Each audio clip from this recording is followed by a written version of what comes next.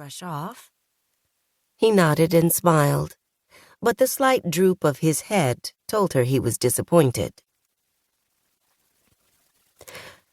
"I'm getting Margaret Sanger's pamphlet on family limitation from my cousin on Sunday," she reminded him, hoping her assurance would prevent hurt feelings. "You are practical, as always," he said, and sighed. She shrugged. He gave her a peck on the lips and rose from his bed. May couldn't read John's emotions. Was he angry? She shouldn't have let it go so far, but it was so pleasurable. She considered apologizing. John gazed at her like he knew her mind. "Don't imagine my state to be anything other than pure devotion to you," he exhaled. "I don't want to rush into anything until you are as certain as I am." A thrilling flood washed over her, causing her heart to race and her breath to shorten. This was love. May smiled, reached for his arm and squeezed. This man who was both kind and intelligent was her treasure.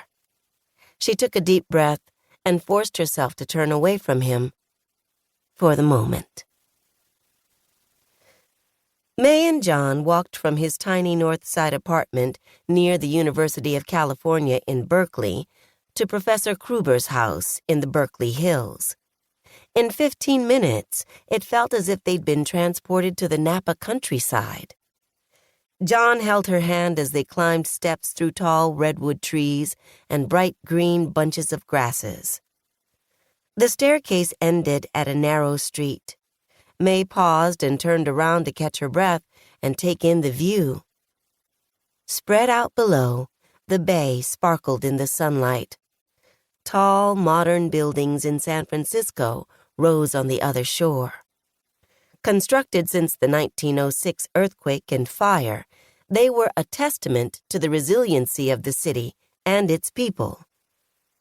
To the north, the warm brown hills of Marin County were marked by circles of oak trees and squares of bright green farms. The Pacific Ocean sparkled beyond the gap of the Golden Gate until it ended under a thick blanket of gray fog. John took her hand. May's heart sped up in anticipation. This was the moment she'd been expecting for weeks. They'd been dating for nearly a year, and he was graduating in a few days. John gazed at her and swallowed. She smiled at him, her eyes shining in joy. She nodded in encouragement for his formal proposal. He bit his top lip and inhaled, readying himself to ask. Then he turned back to the vista. Her stomach dropped. "Nearly as splendid as the view from Indian Rock," he declared. "I don't believe there's such a lovely view in all of San Francisco. Don't tell my parents, but this is the more favorable side of the bay." She took a deep breath to slow her hurt heart. Hiding her disappointment and misunderstanding, she bantered. "I won't tell your family, nor anyone else from that city. More than enough of them inundated Oakland after the earthquake. I don't need to encourage more to make the East Bay their home." "Am I such a burden to your fair city?" he asked. She paused, tapped her lip with her finger, and stared upward as if in deep thought.